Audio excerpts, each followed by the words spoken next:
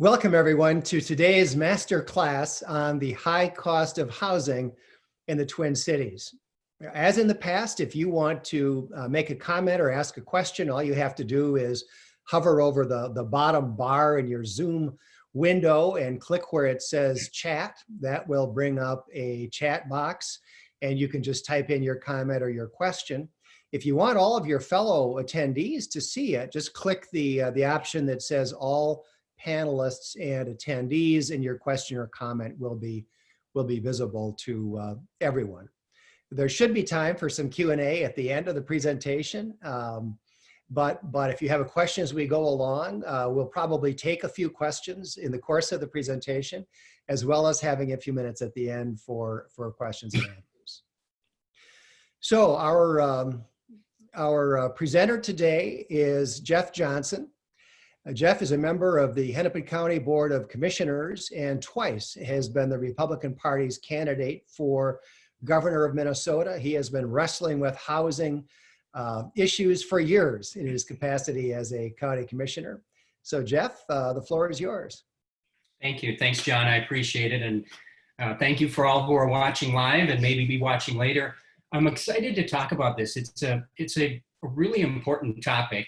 It's probably not that important today based upon what we're going through, but I can tell you a few weeks ago, before stay-at-home orders and before business collapses, this was at the top of the political radar for, frankly, people in both parties. And once we're done with all this, whether that is in a few months or whether it's in a year, who knows, it will be back at the top of the political radar again, and people will be talking about it, and they'll be wringing their hands about it, and spending massive amounts of money on it. So it's a really important and timely topic, I think, and I'm excited to share this with you all today. So let me start by just going through the 4 key points that we'll be discussing. I hope everybody takes these 4 things away from the presentation. First of all, the cost of housing is a significant problem for Twin Cities residents. Number 2, Twin Cities housing costs are higher than most of the country, and they are far higher than anywhere else in the Midwest, any major Midwestern metro area. Government actions and policies are largely responsible for the Twin Cities' high housing costs. And finally, no politician is serious about solving the affordable housing problem unless they insist on eliminating government mandates, regulations, and fees, and reining in the Met Council. So those are the 4 points that we'll discuss. And we'll start at the top of the list, which is the problem. And I'm not going to spend a lot of time on this, but I do want to present you with just a little bit of data so you can get a feel for where we stand. According to U.S. Census Bureau data, 26% of Twin Cities residents cannot find housing that is affordable to their income. Now that is using an affordability measure that is commonly used by nearly everyone when talking about this issue. And that is, does a household have to spend more than 30% of its income on housing expenses, meaning either rent or mortgage payments? We could quibble about that 30%. We could argue maybe it should be 40 or 50%. People on the left consistently argue that it should be 20 or 25%. But that 30%, anything you read on this topic is what will be used when talking about affordability. So that's what we'll use today. So according to that, the Census Bureau says that 1/4 of the people in the Twin Cities cannot find housing that's affordable to their income. Now, as you would expect, this affects the poor more than it does anyone else. 90% of the very poor, which is defined as, I think, right around $20,000 a year in income, 90% of those folks in the Twin Cities can't find affordable housing, but 23% of those making $50,000 to $75,000 per year are having trouble with this as well. And that is, if not the middle class, it's certainly the lower middle class. So we're not just talking about a problem for the poor, we're talking about a problem for a big chunk of the Twin Cities right now. 375,000 working Twin Cities residents, those that work half-time or more, that's 20% of the working population, are unable to find housing that's affordable to them. And then just as we have a disparity, an achievement gap in education between white students and students of color, we have a housing ownership gap based upon racial lines as well. In the Twin Cities, 75% of white households own their home. 39% of households headed by a person of color own their home. So there's this huge racial gap in homeownership, and it is larger than the nation as a whole. And this is the reason for that problem. And then finally, when you're talking about the high cost of housing in the Twin Cities, it's not just a problem for people who can't find housing within their price range. It is a bigger problem societally. It affects the economy between the Twin Cities and the state of Minnesota in a pretty significant way. There is no question that when a company is looking at either building somewhere or expanding within an area or staying in an area, they're going to look at a few different factors in making that determination, like the workforce, cultural amenities, and taxes. But the cost of housing is clearly one of those few items that they will look at, because if housing costs are high here as compared to somewhere else, they're going to have more trouble finding and retaining good employees here, and they're probably going to have to pay them more here so they can afford to live here themselves. So it's a problem, and the American Experiment has actually done some great work the last few years, pointing out how Minnesota's economy is at best kind of in the middle of the graph when it comes nationally. We're kind of lagging a lot of other states, and this is one of the reasons for it. It's because our housing is so expensive, particularly in the Twin Cities. So the cost of housing is a significant problem for Twin Cities residents. But if it's a significant problem here, how does that compare to other metro areas around the country? So if you take the 100 largest metro areas in the United States of America, these are the 20 most expensive to live in. And let me explain what that number means after the name of the metro area. This is a per square foot cost of housing. And I'm using as a source Zillow, which probably collects more data on this than any other source in America. And the basis for this is essentially the median value home. They add some other data in to make it, I think, even more accurate. But in essence, this is the cost of a median value home per square foot in that metro area. And as you can see, for the Twin Cities, that cost is $205 a square foot. So if you have a 2,000 square foot house, that's probably a good sized suburban home, that's about $400,000. We are the 16th largest metro area in America, the Twin Cities is, but we have the 20th highest costs. That would suggest we're actually doing okay. We're doing pretty well. But if you look at it more closely, that's really not the case. If you eliminate coastal cities or cities in coastal states, we're now the sixth most expensive place for housing in America. And if you look at just the Midwest, then the Twin Cities stands all alone. So and if you look at the Midwest, we're not even close. Let me show you this graph. Here is the per square foot housing costs for the 10 largest metro areas in the Midwest. You will see that we are considerably higher. We're 37% higher than Chicago, which is number 2, even though Chicago is considerably larger than us. We are double the cost of Indianapolis and Cleveland.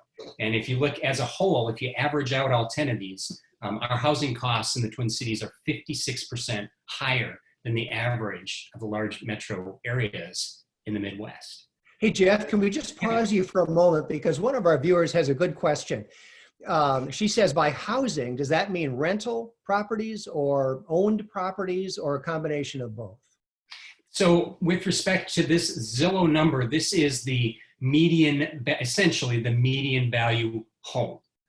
So we're looking at essentially housing costs to own, but there are studies out there that compare rental costs to housing costs, and by metro area, they tend to kind of be in the same quadrant as the other. So technically we're looking at owning a home here, but it really does apply to rental costs as well. Good question.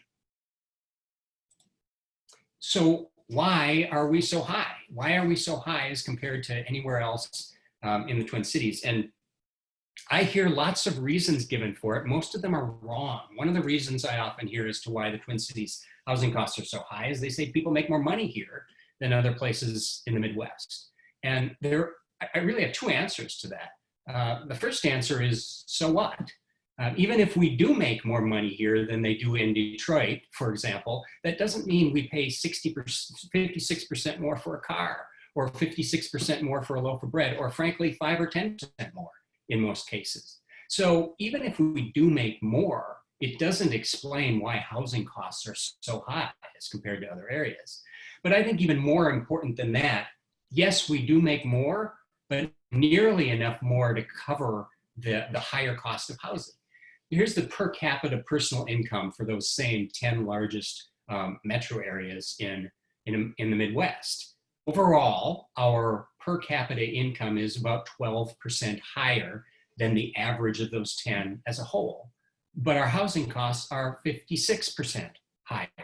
So it's clearly not the fact that we make a little bit more money that explains why we're such an outlier in the Midwest. Another reason I hear that really isn't accurate is that housing demand is great in the Twin Cities because everyone wants to live here. This is a popular and hip place to live, and everybody wants to move to Minneapolis. Therefore, demand for housing is growing, and it's growing faster than other places, and that sends prices up. And there would be truth to that if it were true, but it's not. If you actually look at the Twin Cities as compared to other major metro areas, we are growing relatively slowly, but our housing costs are still extremely high. If you look at once again, those 100 largest metro areas in the United States of America, 57 of them are growing faster than the US as a whole over the last 20 years. Of those 57, the Twin Cities ranks 46th in growth, but we're 16th highest in housing. Here are the 10 fastest growing large metro areas in America. You can see most of them are in the South, and you have to go after San Antonio there, which is number 10, you have to skip over 35 more metro areas before we get to the Twin Cities because we're 46th. But as you can see, even if we do go down that far, our housing costs are higher, and in most cases, much higher than 9 of the 10 fastest growing metro areas in America. 38% higher than the average of those top 10. So it's clearly not population growth either. Another excuse I sometimes hear is that it's cold here. It's so extreme here that we have to build our houses in apartment buildings and condos differently than anywhere else, and that adds a significant cost. Well, it is cold here, there's no question about that, but the National Oceanic and Atmospheric Administration does a ranking every year of the coldest cities, and these are cities of over 10,000 people in America. And of the 20 coldest cities of over 10,000 in America, Minneapolis is the 12th coldest. And you'll notice here are the coldest cities in America of over 10,000. I only have 15 on here because 5 of those, there was no data on housing costs because they were small. I can guarantee you all 5 of those would be at the lower end of the scale. But if you look at the 15 essentially coldest larger cities in America, Minneapolis, once again, is more expensive and considerably more expensive than all but one of those cities. So it's not our weather either. So is there anything, when you go back to these 20 most expensive metro areas, is there anything significant that they have in common? And there is one striking similarity that almost every one of them has, and that is that they have some sort of natural geographic barrier to growth, like an ocean or a mountain range that limits the availability of land that they can grow on, and it drives up the cost of existing housing. So, for example, when you look at this top 20, there are 4 of these metro areas that have a barrier of an ocean. You obviously can't grow in a certain direction, any direction in Hawaii or east in Boston. There are 7 more metro areas that have significant barriers to growth because of mountains. There are 6 more who have a significant barrier to growth because of both an ocean and mountains.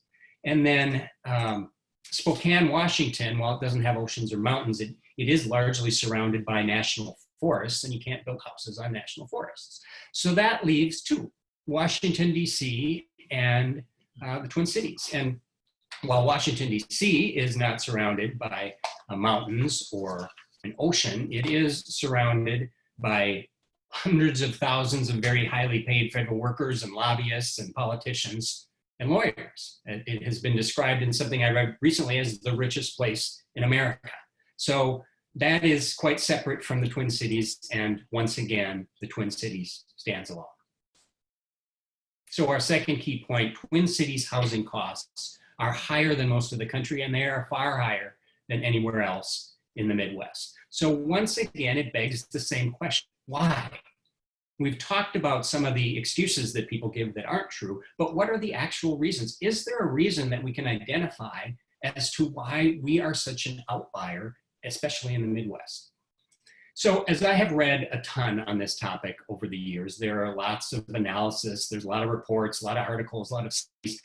There are 25, 30 different reasons that people will give for the high cost of housing anywhere in the United States. But there are 6 that I've found that show up over and over and over again that almost everyone can agree on, left, right, and in between. So in particular order, let me tell you what those 6 reasons that you most often see are. The first is a labor shortage of workers needed to build housing, people that can do framing and electrician work and roofing and HVAC work. And if you can't find the people to build it, then it's hard to build it and prices go up. Another reason is rapid population growth in certain regions that outstrip supply. We just talked about that. A lack of land to build upon because of natural physical barriers to growth like mountains or oceans. Significant inflation recently in land prices and in the cost of construction material, particularly lumber. Government policy and regulations that increase the cost of building. And yes, even the left agrees that government regulations have something to do with this. They just argue that it's not a bad thing. And then finally, people staying in their homes through old age, limiting the supply of a cheaper housing stock. So if you look at those 6 reasons, there's a couple we can get rid of right away. We just talked about rapid population growth. That is not the reason for the Twin Cities having such high housing costs. And we also know we have natural physical barriers to growth. And I can also tell you at the bottom there that there's no evidence that people stay in their homes longer in the Twin Cities than they do anywhere else. So let's look at those 3 reasons that remain and see if any of them are unique enough in the Twin Cities to explain why our housing costs are so high as compared to other Midwestern areas. And we'll start with the labor shortage of workers needed to build housing. There's nothing out there that I could find at least that measures the labor shortage by metro area, but it is measured by US state, and the US Bureau of Labor Statistics does this every, maybe once a year, maybe twice a year. These numbers are from several months ago. Obviously, they're dramatically different today based on what's happening right now. But if we're looking at things in the past, this is what they look like about 9 months ago. And it's the ratio of unemployed people to job openings, and these are the 12 Midwestern states. To explain that number, if the number is 1 as opposed to 0.9 or 0.4, it would mean that there is 1 unemployed person for every job opening available. And so if your number is above 1, and there were some states at this time where numbers were above 1, it meant that they had an unemployment problem. If your number is below 1, it means that you probably have a labor shortage because there are fewer people looking for work than job openings available. And the lower that number, the more severe the labor shortage is. The national average as of last year was 0.8. And as you can see, Minnesota was at 0.7. So we're above the national average. We're about in the middle of where the Midwest is. And actually, from a labor shortage standpoint, we're in better shape than 1, 2, 3, 7 of the other Midwestern states. So it is not likely a labor shortage, or it's certainly not a labor shortage that's making us so unique in the Midwest. This might have something to do with the cost of our housing, but that is going to be true everywhere else in the Midwest as well when you look at this chart. So this doesn't explain why we're such an outlier. What about significant inflation in land prices and construction material? So I wasn't able to find anything on the inflation of building materials in particular by metro area or by state, but obviously there is a measure by metro area of inflation in general. And inflation generally has tracked other metro areas in the Twin Cities and the nation pretty closely over the last 20 years. So it's likely not inflation of construction material. However, land prices and the inflation of land prices is a completely different story. Over 20 years, and this is between 1997 and 2017, those are the last numbers that are available, the 20-year average annual inflation rate of land in the Twin Cities was 9.25% per year. Nationally, it was 8.5% per year. So we're about 9% higher in the inflation rate of land than the country as a whole over the last 20 years. But where this really is striking is when you look at those Midwestern metropolitan areas again. The average was 2.96% inflation in these Midwestern cities the last 20 years. So we are more than triple the rate of inflation in our land over the last 20 years. And if you look at that in graph form, you will see that the Twin Cities cumulatively over the last 20 years has had a 185% increase in the costs of our land. And there are actually 4 metro areas that have seen decreases, 3 of them quite large decreases in the value of their land. When you actually look at land costs rather than just the inflation, it's even more striking. This is the average residential land value as of 2018, according to the American Enterprise Institute. And you can see that we are considerably, very considerably higher than everyone else in the Midwest. We are 84% higher in land costs than the average of the 10 largest metros in the Midwest. So this is very, very noteworthy because our housing costs are ridiculous at 56% higher, but our land costs are more ridiculous at 84% higher. So there's something going on here with respect to the cost of land in the Twin Cities. And my guess is some of you watching are going to be able to guess what that something is. So those of you who know me realize that there's no love lost for the council with me. I have my issues. I think they are too large and overbearing, and there are a lot of problems there. I went into this research. I knew that the Met Council would come up and be part of the problem, but I had no clue how big a problem. I was shocked to learn that our housing costs were 56% higher than anywhere else in the Midwest, or than the average of the Midwest. But I was even more shocked to find out that our land was 84% more expensive. And there's a reason for that. And there's no way, even if I didn't come into this expecting to find that the Met Council was this big of a problem, there's no way to ignore the enormity of what they're doing when you look at the land price disparity. Before I go into how they do it, let me just give you a really brief history on the Met Council for those of you who don't know them. They were formed in 1967. It was a bipartisan effort by the legislature and the governor, and their purpose was essentially to do 2 things: to manage wastewater treatment in the metro area, in a growing metro area, and then to facilitate growth amongst all the different fast-growing suburbs in Minneapolis and St. Paul of the metro area. It made sense at the time when there was no texting, there was no email or internet or cell phones, and it was harder for all these places to communicate. And the Met Council was supposed to help them communicate with each other. And for a period of time, they did a pretty good job of that.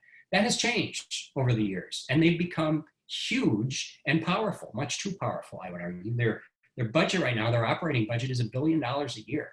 Their capital budget is about $8 billion a year. They have over 4,000 employees, and they have become huge and overbearing and out of control. And they've created an artificial land scarcity that has sent land prices skyrocketing in the Twin Cities. And the way they've done that is through what is known as the MUSA line, Metropolitan Urban Services Area line. And what this is an imaginary growth boundary, an urban containment boundary within the 7-county metro area that they attempt to control. And so they draw this line, and property within the MUSA line is generally approved for development, like sewer lines and streets, and property outside the MUSA line is generally not approved.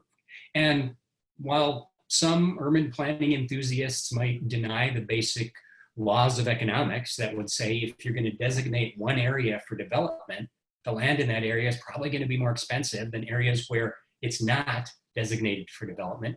Most people recognize that artificial growth boundaries increase the cost of land, just like a real growth boundary, like a mountain or an ocean would. There was So Jeff, if I could just stop you for a moment, it's kind of like, here we are, we're in the middle of prairie, right? There's no physical obstacle to expanding our metropolitan area, north, south, east, or west, right? But it's almost like the Metropolitan Council has turned us into an island by drawing a circle and saying we can only develop here, but all this other space that should be available is to a great degree off limits. Yeah, that's exactly what they've done. And they do it all in the name of urban sprawl, which we could spend an hour talking about urban sprawl and all this community planning. But as you and I have talked before, this answer of we want everybody to live in huge apartment buildings and ride trains, which is really what they want to prevent quote unquote urban sprawl. It's number one, not what people want, or at least not what most people or many people want. And the last few weeks have proven that it is not a very safe way to live anymore. So I think they're going to have even more trouble to ride their trains and live in their pack and stack buildings in the urban core. But that is the reason behind it, without question. There's this NPR story from I believe it was 2018, and it talked about why builders are not building starter homes in the Twin Cities because there was such a great need for it. This was coming from NPR, keep in mind. And they talked to a developer, and he made the argument in this story that the Met Council should allow developers to build further out from the urban core. But of course, they can now, but it's much more expensive because they're not going to get the streets and the sewers that they need. So his argument was building further out has been a successful strategy for developers for decades. People drive to affordability. And the Met Council in this article had two responses to that. Why don't you move the MUSA line out and let us build further out? Number one, they said, well, it's too expensive, which made me chuckle because those words have never come out of anyone from the Met Council before. They have never worried about the expense of something. And while there would be expense, they could probably charge a lot of that back to the developers. But I don't think that's a real reason. But the second half of their response to that was very real. And it's truly what they think. Quote, the region, meaning the 7-county metro area, doesn't need more single-family homes. That is a preposterous statement. That now it's true, there may be a lot of Met Council planners who don't want more single-family homes, but there are thousands of families in the Twin Cities who have been unsuccessfully looking for an affordable family home for years. I've talked to a lot of them on the campaign trail over the last 5 or 6 years. That need absolutely exists. And when you look at that sentence, the region doesn't need more single-family homes, that is the Met Council in one statement. We don't care what you want. We don't care what you think you need because we know better. And in the process, they're driving up the cost of land and housing in the Twin Cities. So that leaves us with the final potential reason that could set us apart, and that is government policy and regulations that increase the cost of building. It is widely agreed, as I mentioned earlier, by left and right, that government regulations do have an effect on housing costs and do increase them. But that's true everywhere in the country. So the question is, in the Twin Cities, and maybe more broadly in Minnesota, are our government policies and regulations so onerous as to help explain why housing is so much more expensive here? And the answer, quite simply, is yes, they are. The Housing Affordability Institute did this amazing study last year, I think it was, called Priced Out, where they talked to lots of different developers and tried to come up with why housing is so expensive. And they came up with the same conclusion as what I'm going to come up with, which is a lot of it has to do with government. And in that report, they created this list of costs to a developer or a builder due to government policy. And I won't go through all of them, but just look at the different headlines. In development infrastructure, so you may have to pay for city streets and sidewalks and turn lanes and storm sewers. Go down to the bottom left corner, code-related costs. We have 5 different state codes. Some cities have their own codes as well, by the way. None of them are short. They're all quite voluminous, and there is a significant cost to developers and builders for that. In fact, there's a twofold cost to it. Number one, there is the cost of actually complying with the code and doing the extra things you need to do to the home or the apartment building. But there's also a cost of figuring out and keeping up with how to comply. because these codes are all hundreds of pages long and they change every few years. So most of these builders actually have to employ people just to deal with code compliance, an expense that they wouldn't otherwise have if we had more reasonable codes. Back up at the top, area-wide improvements such as traffic impact fees, parks and open spaces. Pretty much every city has some sort of park dedication fee or requires a builder to actually build a park in lieu of that fee. Same thing with trails. There may be tree preservation, stormwater and erosion control. You can see a list of city fees at the top right there. There are sewer and water trunk charges. Met Council has its own set of fees if you were within the 7-county metro area. And then, of course, you can't forget taxes in the Twin Cities.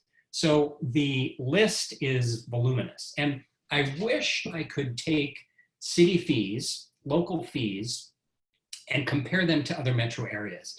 But it's pretty much impossible because every city is different.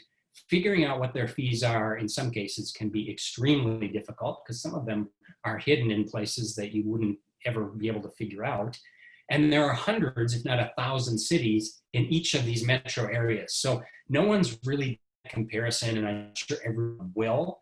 But there's ample evidence from those who build housing that government policy in the Twin Cities and in the state of Minnesota contribute considerably to the high costs. The housing affordability. For a moment there, because one of the things that's come to light recently and that we've written about on the center's website, as you know, is many cities have been using these fees not just to pay the cost of the service being provided, you know, a sewer hookup fee or I don't know, whatever it might be. Well, that costs the city $100, so they charge $100. No, they don't. It costs them $100, but they charge $300. And many cities have started using these construction-related fees as revenue sources. Yeah, that's part of the problem too, I think, right? It is, and statute requires them to only charge what they need to actually pay for the service they're providing, not just for this, but for lots of different things. But there seems to be evidence that in some cases that's clearly not the case. This is a huge moneymaker for cities, which is why it's so hard to change it and reform it, because cities, especially a lot of larger suburbs, rely very heavily on this money, not just, as you said, to pay for the service they're providing, but to fund their budget and everything else that they want to do. So yeah, very good point.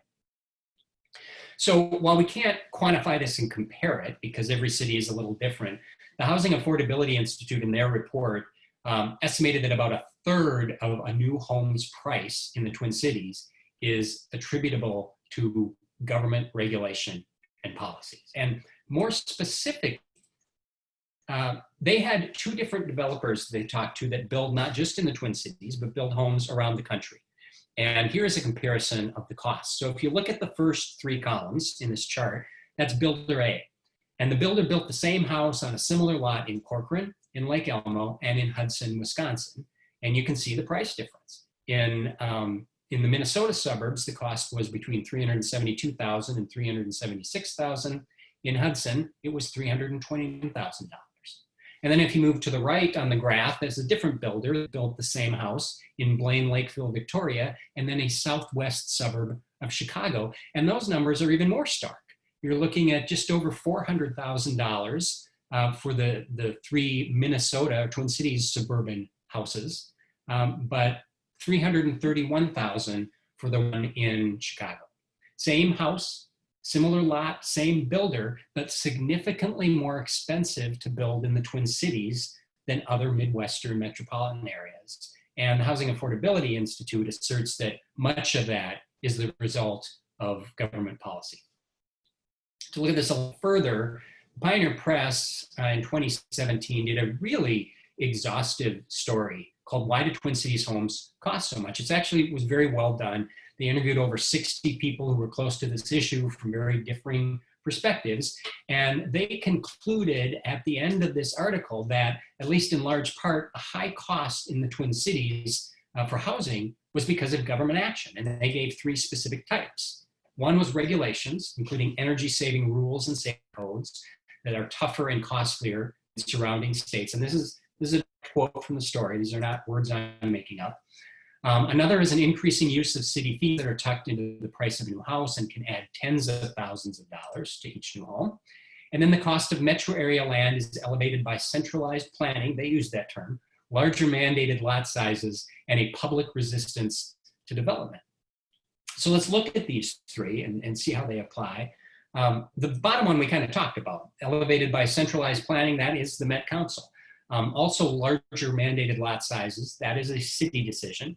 And then a public resistance to development is not government related. We can't blame that on government, it's human nature, but the rest of that is all government. So let's look at an increasing use of city fees tucked into the price of a new house that can add tens of thousands of dollars to the home. Again, we can't compare this to other metro areas, but the numbers are significant. You saw the list a couple slides ago. You look at park fees, for example. They're thousands of dollars in most suburbs. I know in Plymouth here, I think we charge $5,000 or $6,000 per house for a park fee. I think Minnetonka is a little bit higher than that, and Blaine is in the $2,000 to $3,000 range. The Met Council, on top of that, levies a sewer hookup charge of $2,500 per unit, and a lot of cities do that on top of that all over again. As we saw from our list, there can be fees for trails, there's fees for stormwater runoff, there's the building permit itself, and many others. And it's safe to say that in almost every instance, these local government fees and regulations are adding thousands, and in many cases, tens of thousands of dollars to the cost of a home. So it's real and it's significant. And then finally, what about regulations? Usually we're talking about the state here, including energy saving rules and safety codes. No one that I have talked to or read from questions that Minnesota's codes are generally stricter than most states. And this bears out, at least with respect to our energy code, from a group called the American Council for an Energy Efficient Economy. They rank states and cities by the strictness, I would argue the onus, of their energy codes. And this is a group that wants energy codes to be stricter. So they celebrate the higher you are on this list. For states, Minnesota is the 8th strictest or most onerous energy code, and it's higher than anywhere else in the Midwest. And for cities, Minneapolis is the 4th strictest, and that is also higher than anywhere else in the United States, any other city in the United States. So yes, this does set us apart. In addition to that, Minnesota officials rewrite the energy codes every few years, and they don't make them smaller. They almost in every instance are going to make them bigger and longer. For an example, as of 2017, the code book affecting residential homes in Minnesota was 567 pages long. That is not easy for builders to keep up with. And as we mentioned earlier, there's a twofold cost to that goes directly to the cost of a home. So I want to finish this part of the discussion with two real life anecdotes from that Pioneer Press story, because I think they're very instructive. The first one, a quote from a man named Clay Dietrich, who's a builder in Fargo and Moorhead. He says, the first thing I ask a home buyer is this: which side of the river? Top to bottom, from roofs requiring higher snow loads to automatic air exchangers to basement walls needing 2 inches extra insulation, it requires more expensive construction. I can tell you, pardon my language, it's just as damn cold in Fargo as it is on the other side of the river, Dietrich said. But by his books, I hire and build on the Minnesota side of the river will cost $17,000 to $29,000 more, not including land price differences. As a member of Fargo's Code Board of Appeals and a former Moorhead assistant fire chief, he's hardly anti-code. But you can over-engineer something so all you're doing is spending money, and that's kind of where Minnesota is right now. And the other anecdote from that same story was from a builder named Greg Houston in Centerville. He built 2 houses in Forest Lake, one in 2014 and another 1 year later. They were perfect twins, built side by side with the same floor plan, lot sizes, and appliances. The only differences were the 2015 changes in Minnesota building codes. The new rules mandated a long list of tweaks to plumbing, heating, and insulation. They were nothing, said Houston, that a home buyer would notice, except for the price. The cost difference, $15,000. So, government action policies are largely responsible for Twin Cities' high housing costs. And everything we've found that makes us so unique in the Twin Cities is based upon government action. So what can we do about it? What are the solutions to this pretty significant problem in the Twin Cities? First, do no more harm. We know government has caused much of this problem, and unfortunately, the people that talk the loudest about solving the problem simply want to do more of the same, just in a bigger way or under a different name.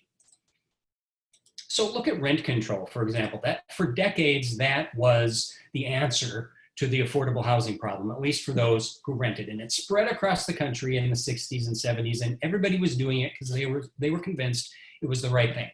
And it proved to be absolutely disastrous. It raised costs, as some people probably predicted at the time.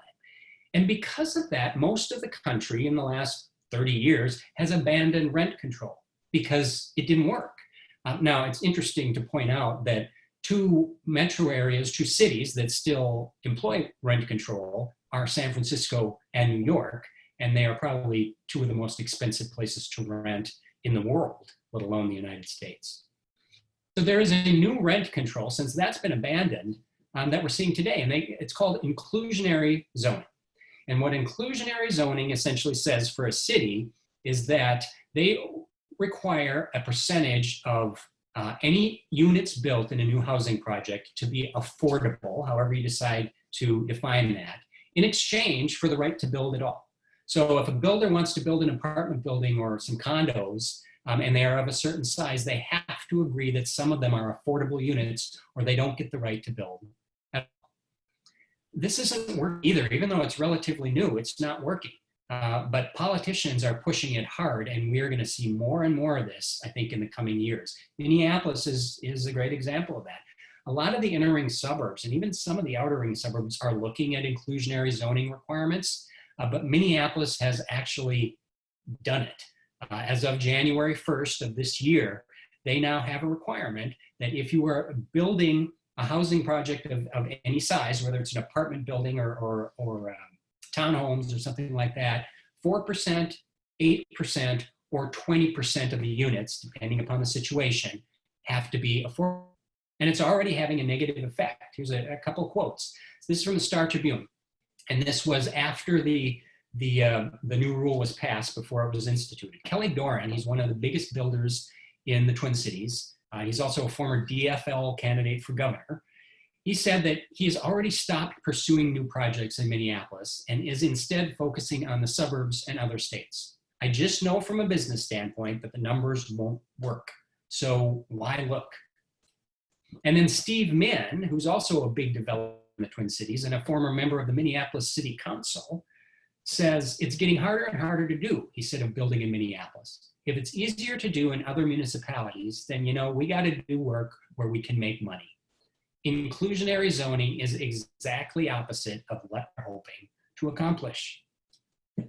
And sorry, I didn't want that yet. Research is showing that Steve Min and Kelly Doran are the rule rather than the exception. There's not a lot of research because this is a pretty new phenomenon, but there are a couple of extensive studies that have been done, one in California and one in Boston, and they both showed the same thing. Inclusionary zoning discourages production of new units, and it raises the prices of existing units. And it's not difficult to understand why that's happening. It discourages production because it's essentially a tax on new housing projects, and it makes it, for some developers, uneconomical to build a building unless they can get some huge subsidy from the government. And it raises prices on other units because the affordable units earn less, so developers have to cover the losses by raising prices on their market rate units. This is not rocket science, but nonetheless, inclusionary zoning really is now the rent control of the 21st century. And as I mentioned, you're going to be hearing a lot about this in both in the legislature and city councils for years to come. And along with inclusionary zoning, a lot of the same politicians are advocating for more of what hasn't worked for the past several decades, and that is rent or mortgage subsidies and tax credits and more government-owned housing. These solutions haven't worked. Take subsidies, for example. What happens with subsidies when it comes to housing is what happens with subsidies when it comes to almost anything else. When government pumps money in for us to spend on something, the demand goes up. because we're given money to spend on it, but there's no more supply. There's no increase in supply, and therefore costs go up. So this is true of subsidies for healthcare, it's true of subsidies for college, and it's true of subsidies for housing. These solutions, or so-called solutions, just haven't worked. We've spent hundreds of billions of dollars on these things over the past few decades, and we find ourselves in the situation that we're in now. And I'm a true believer that if you try something over and over again in politics and it doesn't work, you should try something different. And that's what we need to do. Now, that is not to say that there's not some role for government spending in this, and we'll talk about that in a minute. But none of this matters unless it is coupled with significant and real reform of government. So first, do no more harm. Then also, let's take a look at our building codes and our environmental codes in the state. We have the strictest codes in the Midwest, and there's broad consensus that that contributes to the high cost of housing. So if the governor and the legislature are really serious about addressing affordable housing, they should start an in-depth analysis of every code and every provision in every code and start to eliminate those that are unnecessary or that are outdated or that were created because of a political moment in time or that were created because some lobbying interest group was able to get them in place. And there are a lot of those in there. Hey, Jeff, can I just stop you for a moment? Because as I see it, as you've been talking about this, there's mostly two kinds of code provisions we're dealing with. One is environmental, right?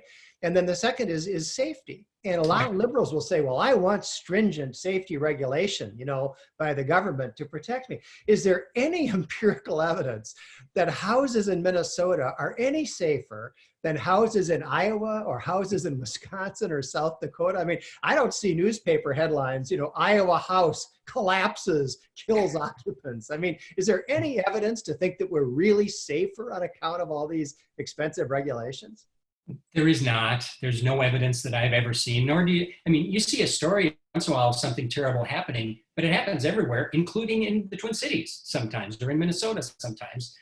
So no, there's no such evidence, but it makes people feel good, which is behind a lot of legislation. And, I hear people say all the time with respect to this and many other things, if we can just save one life, it's worth the cost. But that is that's about a second grade level argument, because if you took that to the next level, we would have to ban swimming and having candles in your house and driving. If it saves one life, it's worth whatever the cost. So no, I don't think there's any such evidence, but it does make some people feel really good, which means there's still going to be great pressure to not change it, I would argue. Local government fees and zoning requirements. More responsible behavior on the part of local governments to not overcharge would be wonderful, but as John and I already talked about, it's going to be very hard to do because this is a huge source of income for a lot of suburban cities in particular. But the state government and the federal government can spur some action on this. The state government, through the Minnesota Housing Finance Agency, provides housing money through economic development to cities and through revolving loans. The federal government provides housing money to cities through CDBG funds, Community Development Block Grant funds. And one proposal that is out there is to limit some of that money to cities that actually have quote unquote reasonable zoning restrictions and fee levels that are reasonable. Now you'd have to define what that means, but that is probably the only way we're going to get local government to change. Now, I know some people will say that's going to be impossible to do, but let me tell you that this has been one of the housing proposals of the Trump administration for the couple of years, and it was one of the centerpieces of Elizabeth Warren for president's housing campaign. And so if Warren and Trump can agree on it, we ought to be able to get this one done. I think this one can actually happen. Met Council reform, we've already talked about the Met Council quite a bit. And there have been attempts to reform the Met Council for every session for the past probably 20 years, and they have largely not succeeded. Ideally, I believe we should eliminate the Met Council and start over again. We do need some sort of regional authority. I think they do a good job, actually, of managing wastewater. They charge a little bit too much, but they do a decent job of that, and I think doing that regionally makes some sense. We also need a regional body to accept certain federal transportation funds. But I think if we could start over, and they look much more like they did in 1967 than they do in 2020, we have made some progress. If we can't do that, there are always proposals to change the makeup and maybe change their power a little bit, and that's better than nothing. But the bottom line on this is we will not get the affordable housing problem under control unless someone reins in the Met Council in a significant way. And then finally, government spending. I believe there is a role for government spending in this problem. And even if I didn't, I don't think I would advocate making the argument that we shouldn't spend a penny more on housing, because every Democrat and probably a large majority of Republicans believe that there is a proper role for government. So rather than making that argument and not having any credibility, let's make the argument of let's spend more wisely, but let's not spend anything unless it is coupled with real reform of government. If we spend money, let's do it in a wiser way than we're doing it right now. Let's make sure we're focusing that money on truly affordable housing that's basic. I can tell you, several years ago on the Hennepin County Board, we extended significant federal tax credits to a developer to redevelop the Pillsbury A Mills into high-end condos. These were affordable housing tax credits, and the cost of each of those condos was approaching $700,000 a piece. That's not wise use of these funds in any way, shape, or form. I would also argue, rather than giving grants to developers, let's try to put more of that money into vouchers for the actual customer, so that we can introduce some more competition into this system. Rather than grants, let's have revolving loan funds if we do feel that we need to give money to developers, and let's be creative about the programs. There are some good programs that seem to be working. One's called Naturally Occurring Affordable Housing. And it is, there's a pretty significant program in the Twin Cities for that. I think it's actually working well. There's something called social impact bonds, and I could go on. There are creative ways to do this that are different from what we've done in the past, since we know that government is going to continue spending some money on this. But again, none of this matters unless we actually reform government. So if there is one point I want you to leave with, it is this one. No politician is serious about solving the affordable housing problem unless he or she insists on eliminating government mandates, regulations, and fees, and reining in the Met Council. And John, with that, that's my presentation, and I'm happy to answer questions if you have any. Great. We've got a few minutes for questions, and questions have been coming in as you've been talking, Jeff. And if people have questions they've been holding or not just now occur to you, go ahead and type them in, and we'll get to as many as we can.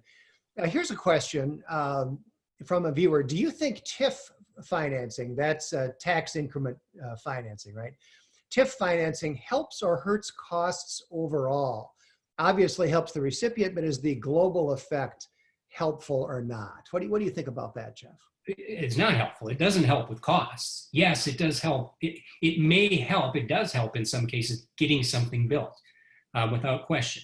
Now, I think there are cases where that something would have been built even without TIF, but in some cases it is probably a key element of getting something built. But if you're looking at the effect it has on the actual cost, I don't know how you could argue that it keeps the cost down, because this is money that otherwise wouldn't have been available to that builder or developer that now is, and therefore there's less pressure to keep the costs to a certain level. So I'm not a big fan of TIF. I know that some cities use them quite extensively and will continue to, but I don't think they really help when it comes to the problem of the cost of housing. One interesting thing, Jeff, is I've just been scanning the comments and the questions as they've come in over the last hour. Your talk about the Met Council is really eye-opening to a lot of people. Many Minnesotans have no idea what an influence the Met Council is on our lives. They've got this low-profile existence, but they are very important. And one of our viewers asks, do any other high-cost areas have Met Councils like ours? Every large metro area has a Met Council. They go under different names, but some sort of regional authority, because you have to have one to get federal transportation funds. So everyone has one. No one in the country has one like ours. And I think it's Capita Partners did a great study on this a few years ago that showed that the budget, that $1 billion operating budget of ours, is far greater than number two, which I think is Portland. I think we're maybe not twice the size, but almost. But if you go down the list of the top 20, the 20 largest regional authorities in the country, which includes Boston and San Francisco and New York City, our budget is larger than numbers 4 through 20 combined. So we're not even close. And then throw on top of that, we don't require elected officials to be on the Met Council, but they have the power to levy property taxes. And they have the power of eminent domain to take people's property. So they have the power of elected government, but they're not elected. And that's not the case in anywhere else in the country either. That probably for me is a bigger problem than the dollar amount. Yeah, the Met Council is really unique. Nobody else in the country has anything of the same scale. Here's a question. Do you think that Minnesota will ever mandate solar panels on all new houses like California? Another way to waste money. Any thoughts on that one, Jeff? I hope not. I mean, I don't know. It's hard to predict where, we seem to be going in that direction. But, my hope is that people learn more. My hope is that this whole pandemic has caused people to step back and rethink certain things. While there's certainly, I'm certain there are many members of the legislature and probably the governor who would support something like that. But I certainly hope that's not the case. Here's an interesting question where one of our viewers is tying together a couple of things. I'm not sure in exactly the right way, but I think he's kind of onto something. And he says, has light rail caused affordable housing to be built? And there is a nexus between light rail and housing, at least in the minds of the Met Council, right? Yes. Yeah, there is. I mean, but I can tell you why that generally happens. So I hear this all the time from proponents of the Met Council, particularly on the Hennepin County Board, that once we build it, look at the development that has occurred all around it. But if you look at that development, in almost every single solitary case, government subsidized that development.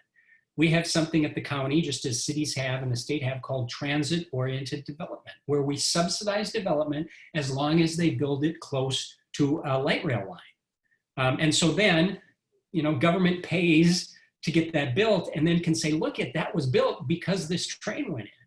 So there is a nexus between the two. I have seen studies that said that same housing or those same buildings would have been built elsewhere, if not for the government money to build them in that certain spot.